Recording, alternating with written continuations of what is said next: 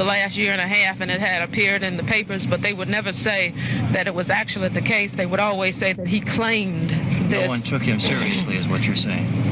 Well, no one appeared to take him seriously, no. Did you feel this would happen, Mrs. Harris?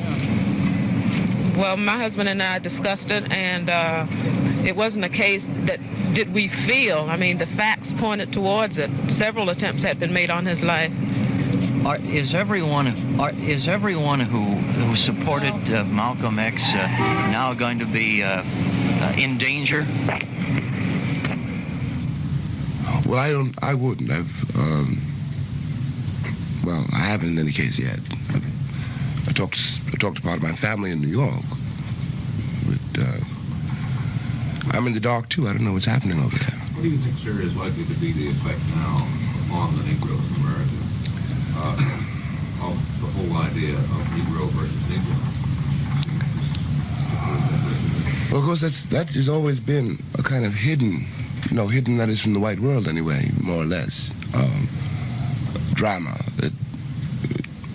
It has to do, among other things, with the fact that although people are arbitrarily described as black or white, it has a great social effect on them, or a psychic effect. It doesn't really describe them, so that there have always been a great many factions and wars and disagreements, naturally, inevitably, among the people who are legally Negroes in the United States. I should think that Malcolm's death, would increase this dissension 100-fold. As far as you know, well, it's impossible to predict, that the kind of thing that happened. And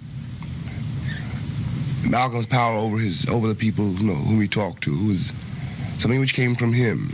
There certainly is not on the scene at the moment, as far as one can tell, anybody, with those particular attributes. But that doesn't mean that there may not be somebody by 5 o'clock this afternoon. We don't know. I'm terribly sorry. I'm one of the people, who would like, whatever we have to accomplish.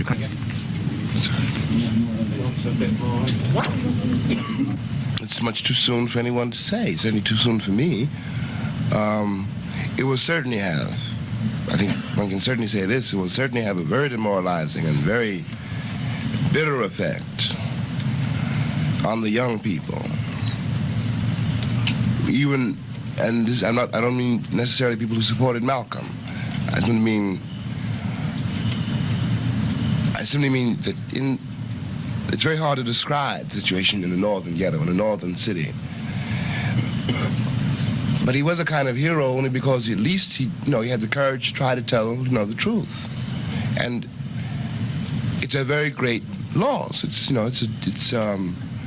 And of course, in the minds of the American Negro population, it has to be. And in my mind too, one more, of the crimes, committed against the Negro population. And one doesn't know how long this can possibly go on. We're all in great danger. I mean, white and black.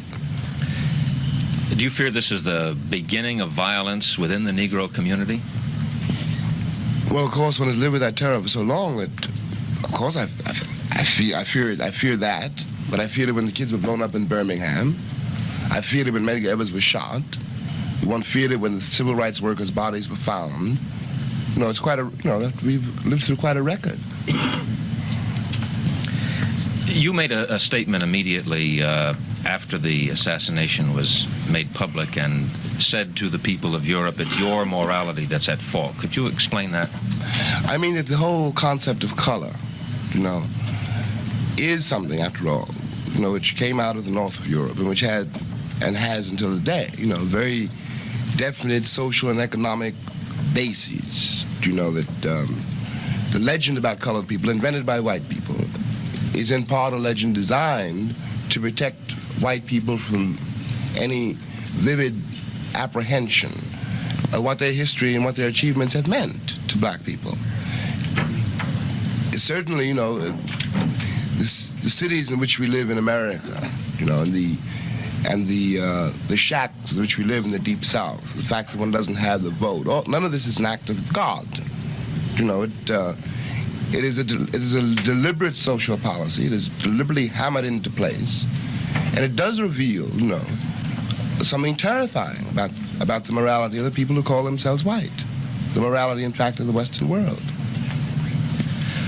The following of Malcolm X was a minority following among Negroes. Is there a successor that you see that will try now to organize his supporters? Well, it'd be it's an impossible question to answer. In the first place, one can't say quite so blandly that it was a minority support. It was impossible to be an American Negro and not feel some identification with some of the things he said, since, after all, that what he was describing was your actual situation. You know, no one knows, you know, the extent of the black Muslim following, but I know, you know, that in my own case, though I was opposed to the Muslim movement and made, you know, did my best, let's say. You know, one would hope to do one's best, not to ever tell your child, you know, that he had the right to kill another child or another person because that child was black or white, you know. But I could not myself, you know, do anything about the real estate lobbies which keep all those children in jail. You know, I can only ask, one can only hope that some kind of spiritual energy, which is very hard to reach, will prevent disaster, but it's a gamble. In the meantime, the Republic, in effect, does nothing. The situation gets worse. Thank you very much. This remarks across the fact I'm interviewing behind the camera. Well,